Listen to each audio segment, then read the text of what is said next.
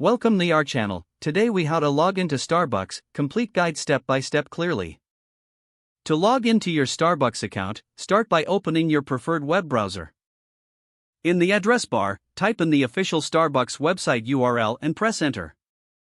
Once the page loads, look for the sign in button, usually located at the top right corner of the home page. Click on the sign in button to navigate to the login page. You will see fields where you can enter your email address and password. Input your registered email address in the first field. Next, enter your password in the second field. Make sure to check for any typing errors in both fields, as they can prevent successful login.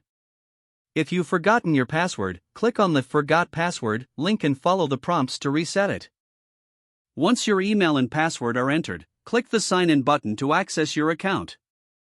If your credentials are correct, you will be redirected to your Starbucks account dashboard. If you encounter an error message, double-check your email address and password for accuracy.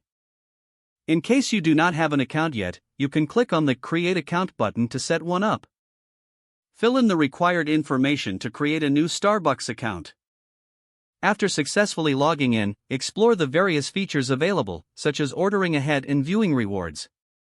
Now you are ready to enjoy all the benefits of your Starbucks account. If the page does not load, refresh the browser or try again in a private or incognito window. Make sure you are using the correct email address, then retype it carefully to avoid small typos. If your password is not accepted, use the reset option and create a new strong password you can remember. Check your spam folder for verification or security emails, then complete any requested confirmation steps.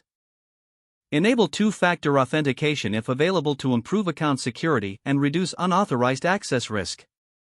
After signing in, review your profile details so your contact information and settings are accurate and current. If you see an error message, note it down and try again after restarting your device and internet connection.